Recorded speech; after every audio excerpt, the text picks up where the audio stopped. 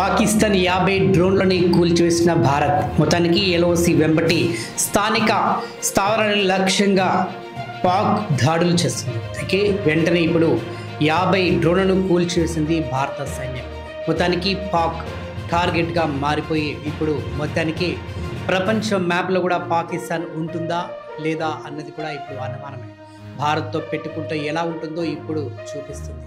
మొత్తానికి పాక్ని కంటి మీద కునుకు లేకుండా చేస్తుంది. ప్రతి క్షణం భయం.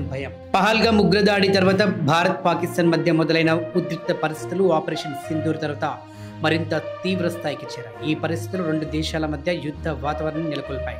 ఈ నేపథ్యంలోనే భారత్లోని సరిహద్దు ప్రాంతాల్లో స్థానిక స్థావరాలపై పాక్ దాడులు చేసేందుకు ప్రయత్నించింది.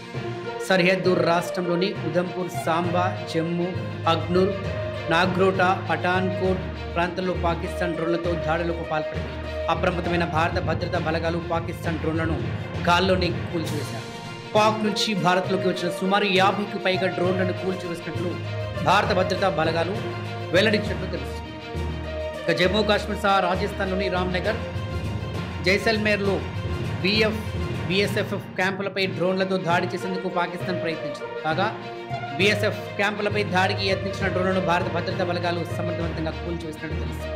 ఇక సరిహద్దు రాష్ట్రంలో జిల్లాలే లక్ష్యంగా పాకిస్తాన్ పంపిన డ్రోన్లను అధునాతన ఆయుధాల సహాయంతో భారత సైన్యం కూల్చివేసింది.